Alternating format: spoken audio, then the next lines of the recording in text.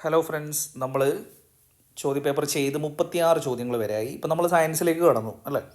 അപ്പോൾ ഇനി നമുക്ക് നേരെ ചോദ്യത്തിലേക്ക് പോകാം. മനുഷ്യശരീരത്തിൽ ഉപാപചയ പ്രവർത്തനങ്ങളുടെ ഫലമായി ഉണ്ടാകുന്ന വിഷവസ്തുവായ അമോണിയയെ വിഷാംശം കുറഞ്ഞ യൂറിയാക്കി മാറ്റുന്ന അവയവം ഏത്? വൃക്കകൾ, കരൾ, ആമാശയം, പാൻക്രിയാസ്. SCRT വായിച്ചവർക്കാണെങ്കിൽ സിമ്പിൾ ചോദ്യമാണ്. ഉത്തരം ഓപ്ഷൻ ബി, കരളാണ് അമോണിയയെ യൂറിയാക്കി മാറ്റുന്ന അവയവം. നമുക്ക് SCRTയിലെ ആ ഭാഗം പറയുന്നിടത്തേക്ക് പോകാം. കരൾ എന്ന മാലിന്യ സംസ്കരണശാല എന്ന ഹെഡിങ്ങോടുകൂടെ ഉപാപചയ പ്രവർത്തനങ്ങളുടെ ഫലമായുണ്ടാകുന്ന വിഷവസ്തുവായ അമോണിയയെ താരതമ്യേന വിഷാംശം കുറഞ്ഞ യൂറിയാക്കി മാറ്റുന്നത് എന്ന് കറക്റ്റ് അങ്ങനെ തന്നെ തന്നിട്ടുണ്ട്. അപ്പോൾ അതാണ് LDക്ക് എന്ത് ചെയ്തത്, അവിടുന്ന് കോപ്പി പേസ്റ്റ് അടിച്ച് ചോദിച്ചത്. ഇനി നമുക്ക് ഇതുമായി ബന്ധപ്പെട്ട് അറിഞ്ഞിരിക്കേണ്ട മറ്റ് കാര്യങ്ങളെന്ന് പറയുന്നത്, ഈ കോശങ്ങളിൽ രൂപപ്പെടുന്ന അമോണിയ രക്തത്തിലൂടെ കരളിലെത്തുന്നു. കരളിൽ വെച്ച് എൻസൈമുകളുടെ സാന്നിധ്യത്തിൽ കാർബൺ ഡയോക്സൈഡും ജലവുമായി ചേർന്ന് യൂറിയായി മാറുന്നു. അപ്പോൾ അമോണിയ എങ്ങനെയാണ് യൂറിയായി മാറുന്നതെന്നുള്ളത് അതിലെന്തൊക്കെ ഓർത്തിരിക്കണം? എൻസൈമുകളുടെ സാന്നിധ്യം. അപ്പോൾ എൻസൈം ഉണ്ട്, കാർബൺ ഡയോക്സൈഡും ജലവുമായി ചേർന്ന്. അപ്പോൾ കാർബൺ ഡയോക്സൈഡും ജലവും എൻസൈമിൻ്റെ സാന്നിധ്യത്തിൽ ചേർന്നാണ് എന്ത് ചെയ്യുന്നത്, കരളിൽ വെച്ച് യൂറിയായി മാറുന്നത്. സോ ആ കാര്യങ്ങൾ നിങ്ങൾ നിർബന്ധമായിട്ട് അവിടെ ഓർത്തിരിക്കണം. കാരണം നമുക്ക് എടുത്തു ചോദിക്കാൻ സാധ്യതയുള്ള ഒന്നാണ് എങ്ങനെയാണ് അമോണിയ യൂറിയായി മാറുന്നത്. അപ്പോൾ കരളിൽ വെച്ച് എന്ത് ചെയ്യുന്നു, എൻസൈമുകളുടെ സാന്നിധ്യമുണ്ട്, കാർബൺ ഡയോക്സൈഡ് ഉണ്ട്, ജലവും ഉണ്ട്. ഇത്രയും ചേർന്നിട്ടാണ് എന്ത് ചെയ്യുന്നത്, യൂറിയായിട്ട് മാറുന്നത്. ആ കാര്യം അവിടെ ഓർത്തിരിക്കണം. ഇനിയോ, കരളുമായി ബന്ധപ്പെട്ട് വിഷവസ്തുക്കളുടെ വർദ്ധിച്ച സമ്പർക്കം, ആ ഒരു പോയിന്റ് ഓർത്തിരിക്കണം. നമുക്ക് കരളിൻ്റെ നാശത്തിന് കാരണമാകുന്നത് എന്തൊക്കെയെന്ന് പറഞ്ഞിട്ട് ചോദിച്ചേക്കാം. വിഷവസ്തുക്കളുമായുള്ള വർദ്ധിച്ച സമ്പർക്കം കരൾ കോശങ്ങളുടെ നാശത്തിന് കാരണമാകുന്നു. പിന്നെയോ, കരളിന് മറ്റ് അവയവങ്ങളെ അപേക്ഷിച്ച് നശിച്ചു പോകുന്ന കോശങ്ങളെ പുനർനിർമ്മിക്കാനുള്ള കഴിവുണ്ട്. അപ്പോൾ നാളെ നമുക്കൊരു ചോദ്യം എങ്ങനെ വരാം, താഴെ കൊടുത്തിരിക്കുന്നവയിൽ കരളുമായി ബന്ധപ്പെട്ട് ശരിയായ പ്രസ്താവന എന്നിട്ട് കൊടുക്കാം. വിഷവസ്തുക്കളുമായുള്ള വർദ്ധിച്ച സമ്പർക്കം കരൾ കോശങ്ങളുടെ നാശത്തിന് കാരണമാകുന്നു. മറ്റുള്ള അവയവങ്ങളെ അപേക്ഷിച്ച് നശിച്ചു പോകുന്ന കോശങ്ങളെ പുനർനിർമ്മിക്കാനുള്ള കഴിവും ഏതിനുണ്ട്, കരളിനുണ്ട്. ഇനിയോ, കരളിൻ്റെ പുനരുൽപാദന ശേഷിയേക്കാൾ കൂടുതൽ കോശങ്ങൾ നശിക്കുന്നത് അന്തിമമായി കരളിൻ്റെ നാശത്തിലേക്ക് നയിക്കും. അതായത് അതിന് പുനരുൽപാദനം നടത്താനുള്ള ഒരു ശേഷി ഉണ്ടാവും, അതിനേക്കാൾ കൂടുതൽ കോശങ്ങളാണ് നശിക്കുന്നതെങ്കിൽ അത് കരളിൻ്റെ നാശത്തിന് കാരണമാകും എന്നുള്ളത്. അപ്പോൾ ഇവിടെ ആൽക്കഹോൾ ശരീരത്തിൽ എത്തുമ്പോഴും കൃത്രിമ ഘടകങ്ങൾ അടങ്ങിയ ഭക്ഷണങ്ങൾ കഴിക്കുമ്പോഴും ഇത് തന്നെയാണ് സംഭവിക്കുന്നത്. അപ്പോൾ 3 കാര്യം ഓർത്തിരിക്കാനുള്ളൂ. വിഷവസ്തുക്കളുമായുള്ള സമ്പർക്കം കരൾ കോശത്തിന് നാശത്തിലേക്ക് നയിക്കുന്നു. മറ്റുള്ളവയെ അപേക്ഷിച്ച് നശിച്ചു പോകുന്ന കോശങ്ങളെ നിർമ്മിക്കാനുള്ള ശേഷി ആർക്കുണ്ട്, കരളിനുണ്ട്. പക്ഷേ പുനരുൽപാദന ശേഷിയേക്കാൾ കൂടുതൽ കോശങ്ങളാണ് നശിക്കുന്നതെങ്കിൽ കരളിൻ്റെ നാശത്തിലേക്ക് നയിക്കുകയും ചെയ്യും. ഇത്രയും കാര്യങ്ങൾ അവിടെ ഓർക്കുക. അപ്പോൾ ആ ഒരു ചോദ്യവുമായി ബന്ധപ്പെട്ട അത്തരം പഠിച്ചല്ലോ. ഇനി നമുക്ക് നെക്സ്റ്റ് നോക്കാനുള്ളത് 38ാമത്തെ ചോദ്യം. മുതിർന്ന വ്യക്തികളിൽ സൊമാറ്റോട്രോപ്പിൻ്റെ അമിത ഉൽപാദനം മൂലമുണ്ടാകുന്ന അവസ്ഥ. ഇത് ചെറിയൊരു കൺഫ്യൂഷൻ ഉണ്ടാക്കുമെങ്കിലും ഇവിടെ മുതിർന്ന വ്യക്തികളിൽ എന്ന് സ്ട്രെസ് ചെയ്ത് കണ്ടു കഴിഞ്ഞാൽ ഉത്തരത്തിലേക്ക് എത്താൻ പറ്റും. ക്രെട്ടനിസം, മിക്സഡിമ, അക്രോമെഗാലി, ഭീമാകാരത്വം. ഇവിടെ ആൻസർ ഏതാ വരുന്നത്, മുതിർന്ന വ്യക്തികളിലായതുകൊണ്ട് അക്രോമെഗാലിയാണ് ഉത്തരം. ഓപ്ഷൻ സി ആണ് ആൻസർ വരുന്നത്. അപ്പോൾ ഇനി ആ ഭാഗം നമുക്ക് എന്ത് ചെയ്യാം, എന്തൊക്കെയാണ് അവിടെ പഠിക്കേണ്ടത് എന്നുള്ളത് നമുക്ക് നോക്കാം. നെക്സ്റ്റ്, അപ്പോൾ നമ്മൾ ഈ പറഞ്ഞ സൊമാറ്റോട്രോപ്പിൻ എന്നത് എന്തറിയപ്പെടുന്നു, വളർച്ചാഘട്ടത്തിൽ വളർച്ചയെ ത്വരിതപ്പെടുത്തുന്ന ഹോർമോണാണ് വളർച്ചാ ഹോർമോൺ. അപ്പോൾ വളർച്ചാ ഹോർമോൺ എന്ന് വിളിക്കുന്നത് എന്നൊക്കെ പറഞ്ഞ് നമുക്ക് ചോദിക്കാം, സൊമാറ്റോട്രോപ്പിൻ വളർച്ചാ ഹോർമോൺ എന്നറിയപ്പെടുന്നു. ഇനി ഇതിൻ്റെ ഏറ്റക്കുറച്ചിൽ എന്തൊക്കെ മാറ്റങ്ങളാണ് ഉണ്ടാക്കുന്നത് എന്നുള്ളത്. അപ്പോൾ ഇവിടെ വളർച്ചയുടെ ഘട്ടത്തിൽ സൊമാറ്റോട്രോപ്പിൻ്റെ ഉൽപ്പാദനം കൂടിയാൽ അമിതമായ ശരീര വളർച്ചയുണ്ടാകുന്നു. ഇതാണ് ഏത്? ഭീമാകാരത്വം. അപ്പം നമ്മൾ കണ്ട ചോദ്യം എന്താ? മുതിർന്നവരിൽ സൊമാറ്റോട്രോപ്പിൻ്റെ ഉൽപ്പാദനം കൂടിയാൽ എന്നുള്ളതല്ലേ നമ്മൾ കണ്ടത്. ഇത് വളർച്ചയുടെ ഘട്ടത്തിൽ, മുതിർന്നവരുടെ അല്ല. വളർച്ചയുടെ ഘട്ടം എന്ന് പറയുമ്പോൾ നമുക്കറിയാം എന്ത്, കുട്ടികൾ മുതൽ ഒരു യുവാവായി മാറുന്നത് വരെയാണല്ലോ നമ്മളിൽ വളർച്ചയുള്ളത്. അപ്പോൾ വളർച്ചയുടെ ഘട്ടത്തിൽ സൊമാറ്റോട്രോപ്പിൻ്റെ ഉൽപ്പാദനം കൂടിയാൽ അമിതമായ ശരീര വളർച്ച ഉണ്ടാകുന്നു. ഇതാണ് ഏത്? ഭീമാകാരത്വം. ഇനിയോ വളർച്ചാഘട്ടത്തിൽ തന്നെ ഇതിൻ്റെ ഉൽപ്പാദനം കുറഞ്ഞാൽ വളർച്ച മുരടിച്ച് വാമനത്വത്തിന് കാരണമാകുന്നു. അപ്പോൾ രണ്ടെണ്ണം അവിടെ പഠിച്ചു. ഇത് രണ്ടും ഏതാ? ഇത് രണ്ടും വളർച്ചാഘട്ടത്തിലാണ്. അതുകൊണ്ട് തന്നെ ആ വളർച്ചാഘട്ടത്തിൽ സൊമാറ്റോട്രോപ്പിൻ്റെ ഉൽപ്പാദനം കൂടിക്കഴിഞ്ഞാൽ ഭീമാകാരത്വവും കുറഞ്ഞു കഴിഞ്ഞാൽ വാമനത്വത്തിന്, ഡോർഫിസം കാരണമാകുന്നു എന്നുള്ളത് ഓർക്കുക. ഇനി വളർച്ചാഘട്ടത്തിന് ശേഷം എന്ന് പറയുമ്പോൾ മുതിർന്നവരിൽ സൊമാറ്റോട്രോപ്പിൻ്റെ അമിതമായ ഉൽപ്പാദനം മൂലം മുഖം, താടിയെല്ല്, വിരലുകൾ എന്നിവിടങ്ങളിലെ അസ്ഥികൾ വളരുന്ന സാഹചര്യം ഉണ്ടാകുന്ന അവസ്ഥയാണ് ഇത്? അക്രോമെഗാലി. ഇതാണ് അവിടെ ചോദിച്ചത്. അപ്പോൾ ശരിക്കും പറഞ്ഞു കഴിഞ്ഞാൽ വളർച്ചയുടെ ഘട്ടം എന്ന് പഠിച്ചു പോയ ആളുകളാണെങ്കിൽ മുതിർന്നവർ എന്ന് ചോദിക്കുമ്പോഴും എന്തു ചെയ്യും? ഈ പറയുന്ന ഭീമാകാരത്വത്തിലേക്ക് പോയേക്കാം. അപ്പോൾ അവിടെ പ്രത്യേകിച്ച് ശ്രദ്ധിക്കുക. വളർച്ചയുടെ ഘട്ടം എന്ന് പറയുമ്പോൾ അവിടെ കൂടിക്കഴിഞ്ഞാൽ ഭീമാകാരത്വവും കുറഞ്ഞു കഴിഞ്ഞാൽ വാമനത്വവും. മുതിർന്നവരിലാവുമ്പോൾ സൊമാറ്റോട്രോപ്പിൻ്റെ അമിതമായ ഉൽപ്പാദനം എന്ത് ചെയ്യുന്നു? അക്രോമെഗാലി എന്ന അവസ്ഥയ്ക്ക് കാരണമാകുന്നു. മുഖം, താടിയെല്ല്, വിരലുകൾ എന്നിവിടങ്ങളിലെ അസ്ഥികൾ വളരുന്ന സാഹചര്യം. അപ്പോൾ നമുക്ക് ഇനിയൊരു പരീക്ഷയ്ക്ക് എങ്ങനെ ചോദ്യം പ്രതീക്ഷിക്കാം? മുഖം, താടിയെല്ല്, വിരലുകൾ എന്നിവിടങ്ങളിലെ അസ്ഥികൾ വളരുന്ന അവസ്ഥയ്ക്ക് പറയുന്ന പേര്. അതായത് എന്തിൻ്റെ ഉൽപ്പാദനം മൂലം? സൊമാറ്റോട്രോപ്പിൻ്റെ അമിതമായ ഉൽപ്പാദനം മൂലം മുഖം, താടിയെല്ല്, വിരലുകൾ എന്നിവിടങ്ങളിലെ അസ്ഥികൾ വളരുന്ന അവസ്ഥയ്ക്ക് പറയുന്ന പേര് എന്നും ചോദിക്കാം. അക്രോമെഗാലി എന്നുള്ളത് അവിടെ ഓർത്തിരിക്കാം. അപ്പോൾ നമ്മൾ ഏതൊക്കെ പറഞ്ഞോടെ? ഭീമാകാരത്വം, അക്രോമെഗാലി. ഇനി ഓപ്ഷനിലുള്ള മറ്റ് രണ്ടെണ്ണമാണ് ക്രെട്ടനിസോം, മിക്സഡിമേ. നമ്മൾ നോർമലി തൈറോക്സിൻ്റെ ഉൽപ്പാദനം കുറയുന്ന അവസ്ഥക്ക് പറയുന്ന പേരാണത് ഹൈപ്പോതൈറോയിഡിസം. നമ്മൾ എന്തെങ്കിലും ഒന്ന് കുറഞ്ഞു കഴിഞ്ഞാലാണ് അത് കൂട്ടാൻ വേണ്ടിയിട്ട് ഹൈപ്പ് കൊടുക്കുക എന്ന് പറയൂലേ, ഹൈപ്പോതൈറോയിഡിസം. അപ്പോൾ തൈറോക്സിൻ്റെ ഉൽപ്പാദനം കുറയുന്ന അവസ്ഥയ്ക്ക് പൊതുവേ പറയുന്ന പേരാണെന്ത്? ഹൈപ്പോതൈറോയിഡിസം. ഇനി അത് കുട്ടികളുടെയും മുതിർന്നവരുടെയും വേറെ വേറെ പറയുന്നതാണ് ഇത്? ഈ പറയുന്ന ഭ്രൂണാവസ്ഥയിലോ ശൈശവാവസ്ഥയിലോ തൈറോക്സിൻ്റെ ഉൽപ്പാദന കുറവ് മൂലം ശരിയായ ശാരീരിക മാനസിക വളർച്ച തടസ്സപ്പെടും. അതായത് കുട്ടികളിൽ തൈറോക്സിൻ്റെ ഉൽപ്പാദനക്കുറവ് മൂലമുണ്ടാകുന്ന അവസ്ഥയാണ് ഏത്? ക്രെട്ടനിസം. അത് അങ്ങനെ തന്നെ ഓർത്താൽ മതി. എന്ത്? കുട്ടികളിലാണ് കായും ടായും ഉണ്ട്. അപ്പം എന്ത് ചെയ്താൽ മതി? ആ കുട്ടി എന്നുള്ളത് നിങ്ങൾക്ക് അതിൽ തന്നെ ക്രെറ്റി എന്നുള്ളതിൽ കായും ടായും കാണാൻ പറ്റും. അപ്പോൾ ക്രെട്ടനിസം അത് തൈറോക്സിൻ്റെ ഉൽപ്പാദനം കുറയുന്നത് മൂലം കുട്ടികളിൽ ഉണ്ടാകുന്ന അവസ്ഥയാണ് ഏത്? ക്രെട്ടനിസം.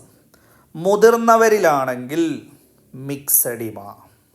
അപ്പോൾ തൈറോക്സിൻ്റെ ഉൽപ്പാദനം കുറയുന്നത് മൂലം കുട്ടികളിൽ ക്രെട്ടനിസവും മുതിർന്നവരിൽ മിക്സഡിമയും. ആ മിക്സഡിമ ഉണ്ടാകുമ്പോഴാണ് എന്ത് ചെയ്യുന്നത്? കുറഞ്ഞ ഉപാപചയ നിരക്ക്, മന്ദത, ശരീരഭാരം കൂടുക, ഉയർന്ന രക്തസമ്മർദ്ദം, ശരീരകലകളുടെ വീക്കം, ഇതൊക്കെ ലക്ഷണങ്ങളായിട്ടുണ്ടാവുന്നത്. ഇനിയോ തൈറോക്സിൻ്റെ അമിതോൽപാദനം മൂലം തൈറോക്സിൻ സ്വാധീനിക്കുന്ന ജീവൽ പ്രവർത്തനങ്ങൾ ത്വരിതഗതിയിലാകുന്ന അവസ്ഥയാണ് ഇത്? Hyper thyroidism. അപ്പോൾ നമ്മൾ നേരത്തെ പറഞ്ഞത് തൈറോയിഡിൻ്റെ ഉൽപ്പാദനം കുറയുന്ന അവസ്ഥയാണ് ഇത്? Hypo thyroidism. തൈറോക്സിൻ്റെ ഉൽപ്പാദനം കൂടുമ്പോഴുണ്ടാകുന്നതാണ് ഇത്? Hyper thyroidism. ഇത്രയാണ് അവിടെ മെയിനായിട്ട് ഓർത്തിരിക്കേണ്ടത്. അപ്പോൾ മിക്സഡിമ പറഞ്ഞു, മുതിർന്നവരിൽ തൈറോക്സിൻ്റെ കുറവ്. ക്രെട്ടനിസം കുട്ടികളിൽ തൈറോക്സിൻ്റെ കുറവ്. പൊതുവേ തൈറോക്സിൻ്റെ ഉൽപ്പാദനം കുറയുന്ന അവസ്ഥ ഏതാണ്? ഹൈപ്പോ തൈറോയിഡിസമാണ്. ഉൽപ്പാദനം കൂടുന്നതാണെങ്കിൽ ഹൈപ്പർ തൈറോയിഡിസമാണ്. ഭീമാകാരത്വം പറഞ്ഞു, വാമനത്വം പറഞ്ഞു, അക്രോമെഗാലിയും പറഞ്ഞു. സോ അടുത്ത ചോദ്യത്തിലേക്ക് പോവാം. അപ്പോൾ 4 ഓപ്ഷനോ ഇല്ലേ? ക്രെട്ടനിസം, മിക്സഡിമ, ഭീമാകാരത്വം, അക്രോമെഗാലി. നെക്സ്റ്റ്, ഉമിനീരിൽ അടങ്ങിയിരിക്കുന്ന ഏത് രാസാഗ്നിയാണ് ഭക്ഷണത്തിലുള്ള സൂക്ഷ്മ രോഗാണുക്കളെ നശിപ്പിക്കുന്നത്?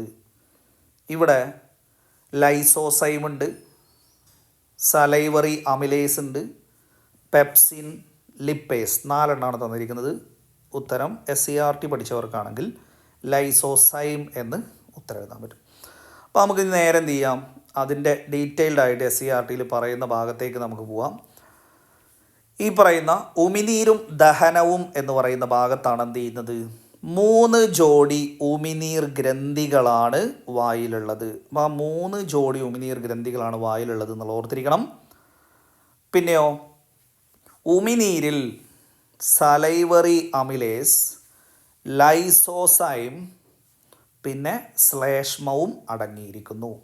അപ്പോൾ സലൈവറി അമിലേസും ലൈസോസൈമും രാസാഗ്നികളും ശ്ലേഷ്മവും അടങ്ങിയിരിക്കുന്നു.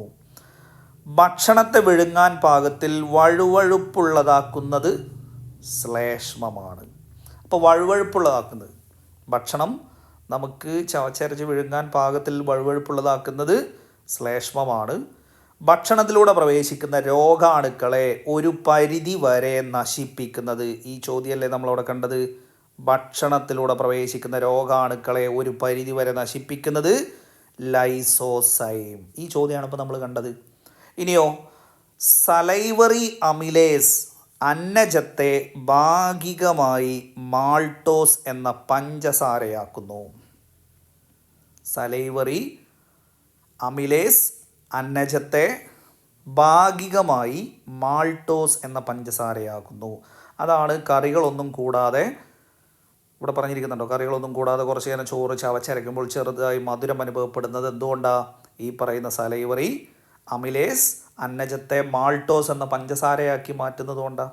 ഈ ചെറുപ്പത്തിൽ നമ്മൾ ഏറ്റവും കൂടുതൽ അമ്മേനോട് ചോദിക്കുക, അമ്മേ ലേശം പഞ്ചസാര തരുമോ എന്ന് ചോദിക്കൂലേ?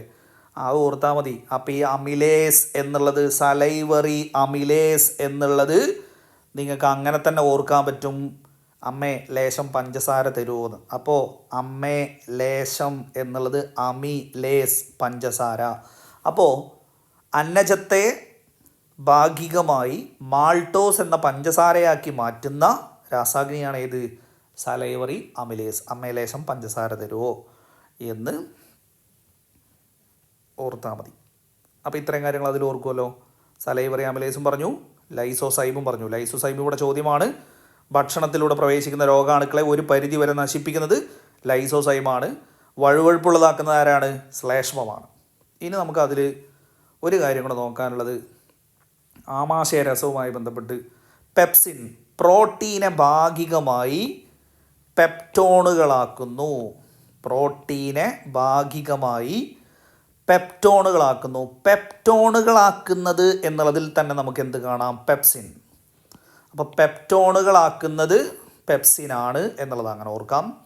ലിപ്പേസ് എൻസൈം എന്ത് ചെയ്യുന്നു? ലിപ്പേസ് എൻസൈം കൊഴുപ്പിനെ ഭാഗികമായി ദഹിപ്പിക്കുന്നു. Lipase enzyme, gastric lipase enzyme കൊഴുപ്പിനെ ഭാഗികമായിട്ട് ദഹിപ്പിക്കുന്നു. ഹൈഡ്രോക്ലോറിക് ആസിഡ് ഭക്ഷണത്തിലെ രോഗാണുക്കളെ നശിപ്പിക്കുന്നു. ആമാശയത്തിൽ നടക്കുന്ന ദഹന പ്രക്രിയയ്ക്ക് യോജിച്ച pH ക്രമപ്പെടുത്തുന്നു. ഇത് രണ്ടും നമുക്ക് ഈ ഓപ്ഷനിൽ ഇല്ലെങ്കിലും നമ്മൾ അതും കൂടെ അവിടെ എന്ത് ചെയ്യുന്നു, പറഞ്ഞു പോകുന്നു. കാരണം ഇത് 4 വെച്ചിട്ട് എന്ത് ചെയ്യുക, നാളെ ഒരു ചോദ്യം വരാം. കാരണം 4 എണ്ണം ചോദ്യത്തിന് കറക്റ്റായിട്ടുള്ളതിൽ തന്നെ കൊടുത്തിട്ടുണ്ട്. ശ്ലേഷ്മം ദഹനരസങ്ങളുടെ പ്രവർത്തനങ്ങളിൽ നിന്ന് ആമാശയഭിത്തിയെ സംരക്ഷിക്കുന്നു. ശ്ലേഷ്മം നമ്മളപ്പുറത്ത് വഴുവഴുപ്പുള്ളതാക്കി എന്നും നമ്മളവിടെ എന്ത് ചെയ്തു, അവിടെ പറഞ്ഞിട്ടുണ്ടായിരുന്നു. അവിടെ നമ്മൾ എന്ത് ചെയ്തു, ഉമിനീരിൽ എന്ന് പറഞ്ഞിട്ടാണ് എന്ത് ചെയ്യുന്നത്, 3 ജോഡി ഉമിനീർ ഗ്രന്ഥികൾ എന്ന് പറഞ്ഞിട്ട് ആ കൂട്ടത്തിൽ നമ്മളിവിടെ ശ്ലേഷ്മം എന്ന് പറഞ്ഞിട്ട് ഇവിടെ പറഞ്ഞു. ഇവിടെ ആമാശയരസം എന്ന ഭാഗത്തും എന്ത് ചെയ്യുന്നുണ്ട്, ശ്ലേഷ്മത്തെക്കുറിച്ച് ഇവിടെ വേറെ പറയുന്നുണ്ട്. സോ പെപ്സിൻ പ്രോട്ടീനിനെ ഭാഗികമായി പെപ്റ്റോണുകളാക്കുന്നു. ഗ്യാസ്ട്രിക് ലിപ്പേസ് കൊഴുപ്പിനെ ഭാഗികമായി ദഹിപ്പിക്കുന്നു. ഹൈഡ്രോക്ലോറിക് ആസിഡ് ഭക്ഷണത്തിലെ രോഗാണുക്കളെ നശിപ്പിക്കുന്നു. ആമാശയത്തിൽ നടക്കുന്ന ദഹന പ്രക്രിയയ്ക്ക് യോജിച്ച pH ക്രമപ്പെടുത്തുന്നു. ശ്ലേഷ്മം ദഹനരസങ്ങളുടെ പ്രവർത്തനങ്ങളിൽ നിന്ന് ആമാശയഭിത്തിയെ സംരക്ഷിക്കുന്നു. ഞാൻ ഓപ്ഷനിലുള്ളതുമായി ബന്ധപ്പെട്ട് ആമാശയ രസവുമായി ബന്ധപ്പെട്ടാണ് എൻസൈനും ഈ പറയുന്ന പെപ്സിനും ലിപ്പേസും ഹൈഡ്രോക്ലോറിക് ആസിഡും ശ്ലേഷ്മവും പറഞ്ഞത്. അപ്പോൾ ഇപ്പുറത്തുള്ളത് നമ്മൾ ഉമിനീരിലടങ്ങിയ എന്നുള്ള ലെവലിൽ പറഞ്ഞു. ഇവിടെ ആമാശയ രസവുമായി ബന്ധപ്പെട്ടാണ് പറഞ്ഞത്. അപ്പോൾ ഇനി നമുക്ക് അടുത്ത ചോദ്യത്തിലേക്ക് പോവാം. പ്രമേഹം ബാധിച്ച കുട്ടികൾക്ക് സൗജന്യ ചികിത്സ നൽകുന്നതിന് കേരള ആരോഗ്യ വകുപ്പ് രൂപീകരിച്ച പദ്ധതി. ഇത് തൊട്ട് മുന്നേ നമ്മൾ പറഞ്ഞല്ലേ, പ്രമേഹം ബാധിച്ച കുട്ടികൾക്ക് സൗജന്യ ചികിത്സാ സഹായം മിഠായി എന്ന് നമ്മൾ ആൾറെഡി എന്ത് ചെയ്തതാ, അവിടെ ആൾറെഡി പറഞ്ഞതാണ്. അവിടെ നമ്മൾ പദ്ധതികൾ വിശദീകരിച്ചപ്പോൾ ആൾറെഡി കണ്ടതാണ്. അപ്പോൾ നമുക്കിനി ഇതുമായി ബന്ധപ്പെട്ട് ഓപ്ഷനിലുള്ള ബാക്കി 3 പദ്ധതികളും കൂടെ എന്താണെന്ന് നോക്കാം. തേൻ അമൃത് പദ്ധതി.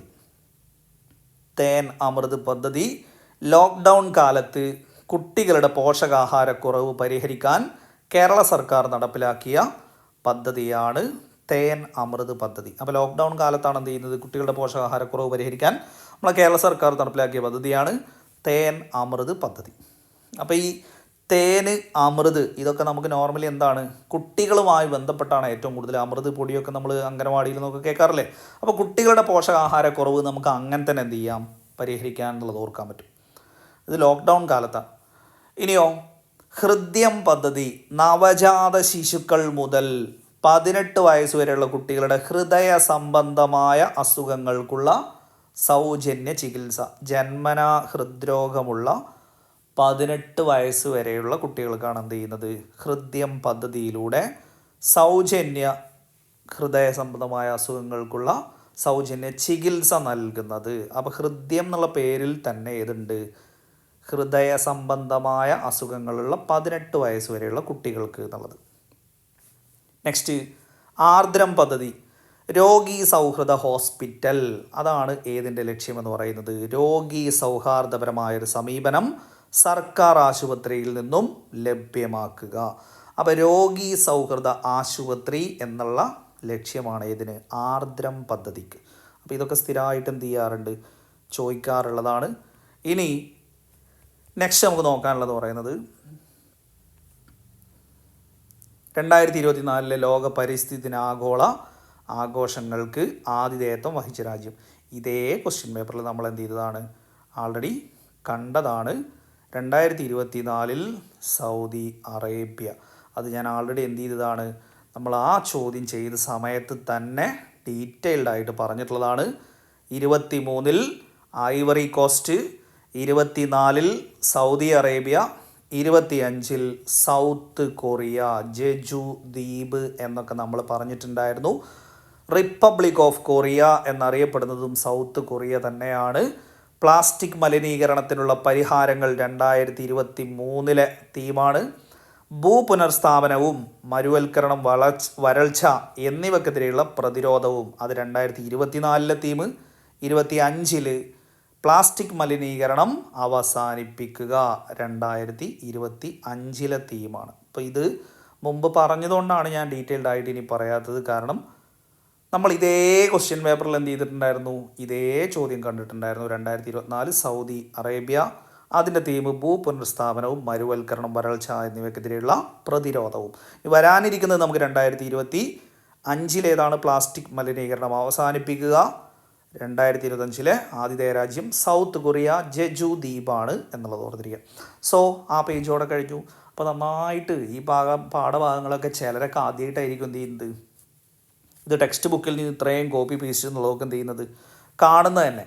അപ്പോൾ SCERT നല്ലോണം 10th ലെവൽ പരീക്ഷകൾക്കും +2 ലെവൽ പരീക്ഷകൾക്കും SCERTയുടെ പ്രാധാന്യം എന്ന് പറയുന്നത് അത്രത്തോളം ഉണ്ട്. അത് ഓരോ ചോദ്യങ്ങൾ കാണുമ്പോൾ തന്നെ നിങ്ങൾക്ക് മനസ്സിലാകുന്നുണ്ടാവും. അപ്പോൾ എന്തായാലും എന്ത് ചെയ്യുക, നമ്മൾ അപേക്ഷയൊക്കെ കൊടുക്കുന്ന സമയത്തൊക്കെ 12 ലക്ഷം, 11 ലക്ഷം, 10 ലക്ഷം എന്നൊക്കെ പറഞ്ഞിട്ട് കാണും. എന്നിട്ടത് ഈ അപേക്ഷ കൊടുത്ത ദിവസം കഴിഞ്ഞിട്ട് ഒരാഴ്ചയെങ്കിലും പഠിക്കുന്ന ആളുകൾ എന്ന് പറയുന്നത് അതിലും 5 ലക്ഷത്തിലും താഴെയായിരിക്കും. അത് നിങ്ങൾക്ക് എപ്പോഴേ മനസ്സിലാവുള്ളൂ, കൺഫർമേഷൻ കൊടുത്തു കഴിഞ്ഞിട്ട് എത്ര പേര് കൺഫർമേഷൻ കൊടുത്തു എന്നുള്ള ആ കണക്കൊക്കെ കാണുമ്പോൾ നിങ്ങൾ കണ്ടിട്ടുണ്ടാവും. 8 ലക്ഷം പേരൊക്കെ എന്ത് ചെയ്തിട്ടുള്ളൂ, 12 ലക്ഷം പേരെ അപേക്ഷിച്ചിട്ട് 8 ലക്ഷം പേരൊക്കെ കൊടുത്തിട്ടുള്ളൂ കൺഫർമേഷൻ. അതും കഴിഞ്ഞ് പരീക്ഷ എഴുതിയവരെന്ന് പറയുന്നത് വീണ്ടും 1-2 ലക്ഷം കുറയുന്നു. അപ്പോൾ അപേക്ഷകരുടെ എണ്ണോ അല്ലെങ്കിൽ ഒഴിവുകളുടെ എണ്ണോ ഇതൊന്നും നോക്കിയിട്ടല്ല എന്ത് ചെയ്യേണ്ടത്, നമ്മുടെ പഠനത്തെ നമ്മൾ മുന്നോട്ട് കൊണ്ടുപോകേണ്ടത്. നമുക്ക് നിലനിൽപ്പിന് ഒരു ജോലി വേണമെന്നുണ്ടെങ്കിൽ എല്ലാ ദിവസവും, ഓരോ ദിവസവും നമുക്ക് 24 മണിക്കൂറുണ്ടല്ലോ, ഈ 24 മണിക്കൂറിൽ ഓരോ സെക്കൻഡിലും നമ്മൾ നമ്മുടെ ഹൃദയമിടിപ്പിൻ്റെ കൂടെ എനിക്ക് ജോലി എത്രയും പെട്ടെന്ന് ആവണം എന്നുള്ള ഒരു ടോണുണ്ടോ, നമ്മൾ പണിയെടുത്തോളും. അല്ലാതെ നമ്മൾ വേറൊരാളെ നോക്കിയിട്ട് ഈ പഠിക്കുന്നില്ലേ ഞാനും പഠിക്കുന്നില്ല, ഈ അപേക്ഷിക്കുന്നില്ലേ ഞാനും അപേക്ഷിക്കും, എന്താ ഇപ്പോൾ പഠിച്ചിട്ട് കിട്ടുന്ന എന്താ അത്ര ഉറപ്പ്, ഇങ്ങനെ വെറുതെ എന്ത് ചെയ്യാതിരിക്കുക, പുറകോട്ടടിക്കാതിരിക്കുക. നമുക്കുള്ള വഴി നമ്മൾ തന്നെ വെട്ടിത്തെളിച്ച് ആ വഴിയിലൂടെ നടക്കുമ്പോഴേ നമുക്ക് ഈ പഠിക്കുന്നതിൻ്റെയും ഇപ്പം നമ്മൾ അനുഭവിക്കുന്ന ഈ കൺജഷൻ്റെയും ഒക്കെ ആ ഒരു സങ്കടം നമുക്ക് മാറി സന്തോഷമായിട്ട് വരുന്ന എപ്പോഴായിരിക്കും, നമുക്ക് ആ വഴിയിലൂടെ തിരിഞ്ഞ് സ്ലോ മോഷനിലൂടെ നടക്കാൻ കഴിയുമ്പോഴാണ്. അത് എത്രയും പെട്ടെന്ന് നടക്കാൻ കഴിയണം. അല്ലാതെ PSC ഫീൽഡിൽ നമ്മളിങ്ങനെ കുറേ കാലം ഇതന്നെ ഇങ്ങനെ പഠിച്ച് മുന്നോട്ട് പോകല്ല. അപ്പോഴാണ് നമുക്ക് എന്ത് ചെയ്യുന്നത്, ഭയങ്കര മടുപ്പ് ഫീൽ ചെയ്യുന്നത്. ആ മടുപ്പും നമുക്ക് എന്താക്കി മാറ്റണം, നമുക്ക് പിന്നീട് അത് സന്തോഷമാക്കി മാറ്റണം. കിട്ടിക്കഴിയുമ്പോൾ നമുക്ക് തിരിഞ്ഞു നോക്കുമ്പോൾ നമ്മുടെ പ്രതിസന്ധിയും നമ്മുടെ സങ്കടങ്ങളും ഒക്കെ തിരിഞ്ഞ് ചിരിക്കുന്ന പോലെ നമുക്കുണ്ടാവും. അപ്പോൾ അതിന് വേണ്ടിയിട്ട് എന്ത് ചെയ്യുക, പഠിക്കുക. ഒരു ജോലി കിട്ടും വരെ, കയ്യിലൊരു ജോലി, ആ ഒരു അഡ്വൈസ് മെമ്മോ വന്നെത്തുന്ന സമയം വരെ എന്ത് ചെയ്യുക, നന്നായിട്ട് പഠിച്ചോളുക. ഓരോ ദിവസവും നമ്മൾ എഫേർട്ട് ഇടുക. എഫേർട്ട് ഇട്ടവർക്ക് മാത്രമേ റാങ്ക് വ്യത്യസ്തമാവുകയുള്ളൂ. അല്ലാതെ എല്ലാവർക്കും കിട്ടുമ്പോൾ എനിക്ക് ഒരു നാൾ വരും എന്ന് പറഞ്ഞിരുന്നു കഴിഞ്ഞാൽ ഏറ്റവും കൂടുതൽ ആളുകൾക്ക് എന്താണോ കിട്ടുന്നത് അതന്നെ നമുക്കും കിട്ടുള്ളൂ. നമ്മൾ ആലോചിച്ചാൽ മതി, 12 ലക്ഷം പേരെ അപേക്ഷിച്ചിട്ട് ആകെ 10,000 പേര് മാത്രമേ ലിസ്റ്റിൽ കയറുന്നുള്ളൂ. ബാക്കി ഈ പറയുന്ന ലക്ഷക്കണക്കിന് ആളുകൾ ലിസ്റ്റിൽ നിന്ന് പുറത്താണ്. അപ്പോൾ നമ്മളും ഇങ്ങനെ എല്ലാവരെയും പോലെ എന്ന് പറഞ്ഞാൽ നമ്മുടെ റാങ്ക് വ്യത്യാസപ്പെടില്ല. നമ്മുടെ റാങ്ക് വ്യത്യാസപ്പെടണോ, പഠനത്തിൽ നമ്മൾ വ്യത്യാസം വരുത്തി നമ്മളിരുന്ന് എഫേർട്ട് ഇടണം. നമ്മളിരുന്ന് എഫേർട്ട് ഇട്ടാൽ തീർച്ചയായിട്ടും അതിൻ്റെ ഫലം ഉണ്ടാവും. നമ്മൾ ഇന്നൊരു ബുദ്ധിമുട്ടിലൂടെ പോയിട്ടുണ്ടെങ്കിൽ അടുത്ത് വരാനിരിക്കുന്നത് ഒരു സന്തോഷം തന്നെയായിരിക്കും. നേരെ മറിച്ച് നമ്മൾ പഠിക്കുന്ന കാലയളവ് തന്നെ സന്തോഷമാണെങ്കിലോ വരാനിരിക്കുന്നത് ഒരു സങ്കടവുമായിരിക്കും. ആ ഒരു കാര്യം മൈൻഡിൽ ഉണ്ടാവുക. നന്നായിട്ട് പഠിച്ചോളുക. അടുത്ത പേപ്പറുമായിട്ട് നമുക്ക് വീണ്ടും കാണാം.